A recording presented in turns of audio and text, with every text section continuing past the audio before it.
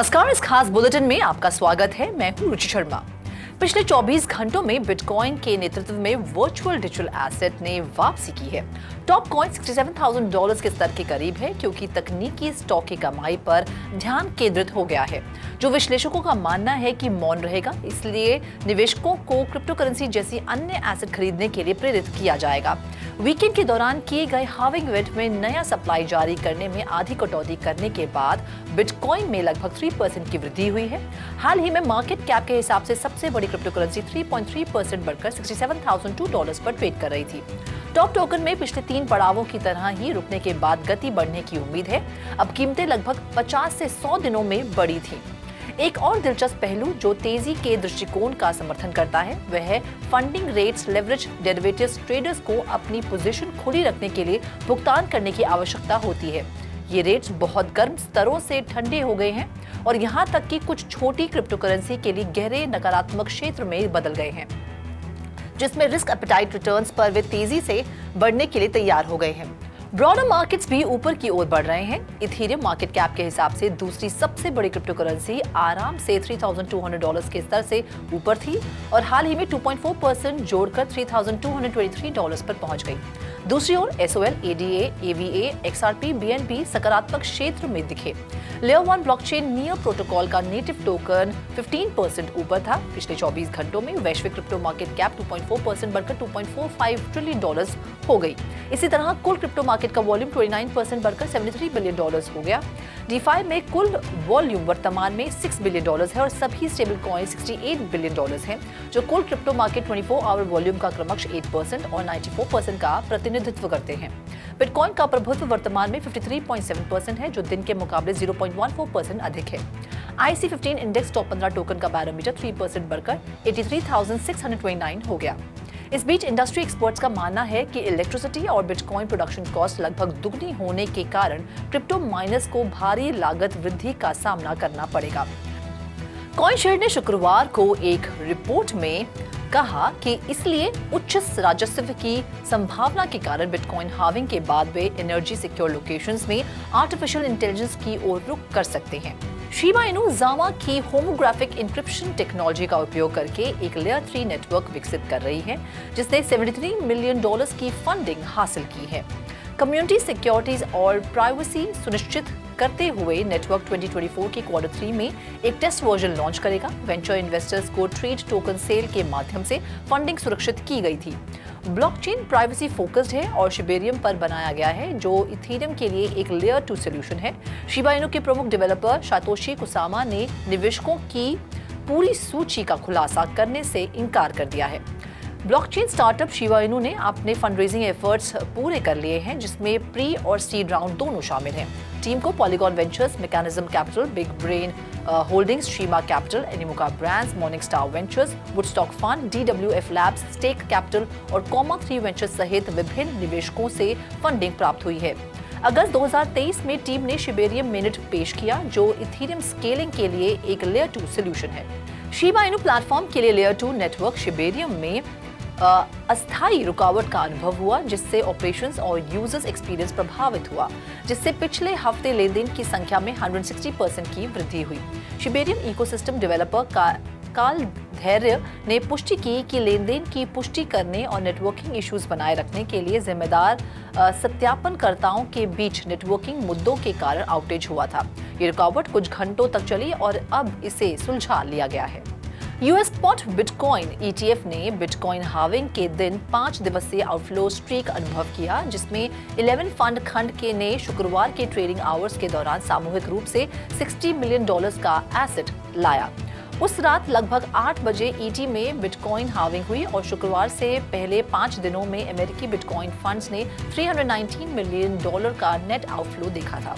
कुल मिलाकर US spot bitcoin ETF ने लगातार दूसरे हफ्ते नेट आउटफ्लोस को बरकरार रखा, जो कि 15 अप्रैल से 19 अप्रैल तक $204 मिलियन की राशि थी।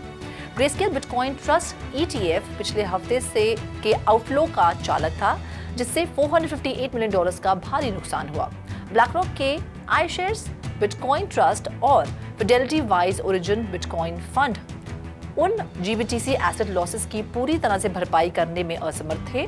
पिछले हफ्ते क्रमश $165 मिलियन और $94 मिलियन का नेट इनफ्लो हुआ।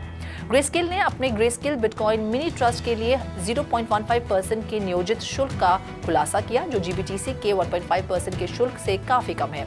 क्रिप्टो एक्सचेंज ट्रेडेड प्रोडक्ट्स के लिए ट्रेडिंग वॉल्यूम पिछले हफ्ते मोटे तौर पर गिरकर $18 बिलियन हो गई, जो कुल बिटकॉइन वॉल्यूम का 28% है। ब्लैकरॉक के 69 डेज की active daily net inflow streak के साथ हफ्ते का अंत हुआ।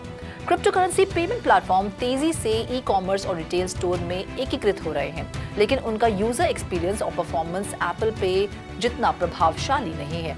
मार्च 2022 में स्थापित हीलियो मर्चेंट्स और ई-कॉमर्स साइट्स को क्रिप्टो करेंसी पेमेंट स्वीकार करने की अनुमति देता है। प्लेटफॉर्म मंथली पेमेंट्स में $30 मिलियन की सुविधा प्रदान करता है और यूजर और मर्चेंट फ्रंट्स पर Web3 स्पेस को पूरा करता है। हीलियो ने अपने भुगतान प्लगइन के माध्यम से लगभग 80,000 मोबाइल फोन की बिक्री की सुविधा प्रदान करते हुए सोलाना इकोसिस्टम में अपनी जगह बनाई है।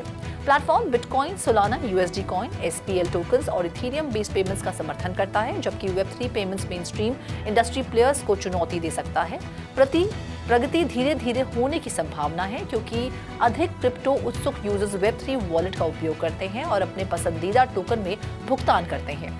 थाईलैंड के सिक्योरिटीज एंड एक्सचेंज कमीशन ने मिनिस्ट्री ऑफ डिजिटल इकोनॉमी और सोसाइटी को बिना लाइसेंस वाले डिजिटल परिसंपत्ति सेवा प्रदाताओं के बारे में जानकारी प्रदान करने का निर्देश दिया है।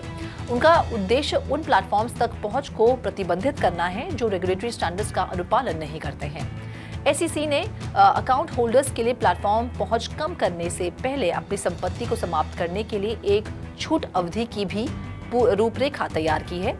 ये कदम अनधिकृत प्लेटफॉर्म्स को विफल करने के लिए भारत और फिलीपींस द्वारा लागू किए गए समान नियामक उपायों के अनुरूप है।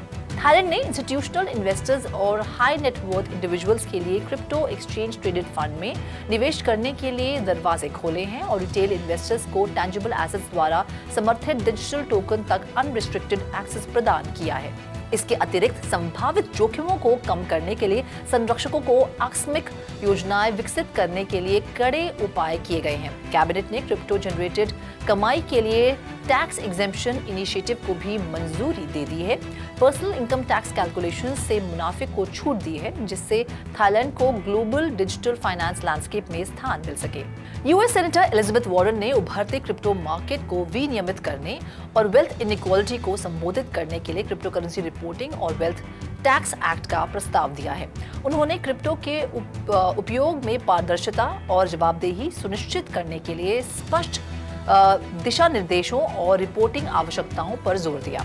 $1000 से अधिक मूल्य की क्रिप्टो संपत्ति रखने वाले व्यक्तियों, ट्रस्ट और संस्थाओं को IRS के तहत सालाना ऐसी होल्डिंग्स की रिपोर्ट करना अनिवार्य होगा। बढ़ती वेल्थ इनइक्वालिटी से निपटने के लिए $500,000 से अधिक की क्रिप्टो होल्डिंग्स पर 1% वेल्थ टैक्स लगाया जाएगा। प्रस्तावित कानून क्रिप्टो नवाचार को बढ़ावा देने और डिजिटल युग में निष्पक्ष टैक्स सिस्टम बनाए रखने के बीच संतुलन बनाता है। बिटकॉइन की कीमत में उम्मीद के मुताबिक प्रतिक्रिया नहीं हुई है। पिछले 24 घंटों में बिटकॉइन में 2% की बढ़ोतरी देखी गई है। लीडिंग Web3 गेमिंग पब्लिशर एक्सटीरियो ने गैस टोकन के रूप में BNB का उपयोग करके एक नई गेमिंग केंद्रित L2 चेन बनाने के लिए BNB चेन के साथ साझेदारी की है। ऑल्टलेयर परियोजना का समर्थन करने के लिए तकनीकी विशेषज्ञता प्रदान करेगा, जिसका उद्देश्य Web3 तकनीक को गेमिंग में एकीकृत करना और दुनिया भर में अरबों गेमर्स को शामिल करना है। एक्सटीरियो चेन BNB चेन पर स्थापित होने वाली लेयर 2 के रूप में काम करेगी। रोलअप फ्रेमवर्क के रूप में OP स्टैक और डेटा उपलब्धता लेयर के रूप में ईगन DA का उपयोग करेगी। रोलअप Web3 और AI संचालित गेम्स पर ध्यान केंद्रित करेगा, जिसमें XTER टोकन का लाभ उठाते हुए AAA गेम्स के आसपास एक ऑन चेन इकोसिस्टम बनाने की योजना है। एक्सटीरियो चेन एक्सटीरियो इकोसिस्टम की बैकबोन के रूप में कार्य करेगी, जो एक वाइब्रेंट गेमिंग इकोसिस्टम के लिए प्रवेश द्वार की पेशकश करेगी और खिलाड़ियों को एक सुरक्षित और सुलभ वातावरण में डिजिटल संपत्ति इकट्ठा करने और व्यापार करने के लिए सशक्त बनाएगी। हांगकांग के अधिकारियों ने collapse JPEX crypto currency exchange से जुड़ी $29 मिलियन से अधिक की संपत्ति जब्त कर ली है, जिससे डिजिटल एसेट स्पेस में धोखाधड़ी पर चिंता बढ़ गई है। चैंग टंग यिंग और शी यू सहित प्रमुख हस्तियों को गिरफ्तार कर लिया गया है, जिससे गिरफ्तारियों की कुल संख्या 72 हो गई है। चल रही जांच के दौरान गवाही देने के लिए ताइवानीज गायक नाइन शेन को बुलाया गया। जेपेक्स एक्सचेंज ने वर्चुअल एसेट विड्रॉल्स के लिए अत्यधिक शुल्क लगाने की अपनी विवादास्पद प्रथा को बरकरार रखा है, जिससे उपयोगकर्ता प्रभावित हो रहे हैं। जेपेक्स के पतन के बाद 2600 से अधिक व्यक्तियों को कथित तौर पर अनुमानित $206 मिलियन का नुकसान हुआ है। इस घटना ने पूरे हांगकांग में घोटालों के खिलाफ व्यापक चेतावनियां दी हैं और एशिया में क्रिप्टो धोखाधड़ी के गंभीर मुद्दे को प्रतिबंधित किया है। सिंगापुर ने 2023 में घोटालों में $479,000 मिलियन का चौंका देने वाला नुकसान दर्ज किया है। पॉलीगॉन एक ब्लॉकचेन तकनीक है जो डिसेंट्रलाइज्ड फाइनेंशियल ऑपरेशंस में चुनौतियों का सामना करती है, लेकिन एनएफटी बाजार में भी महत्वपूर्ण गतिविधि का अनुभव कर रही है।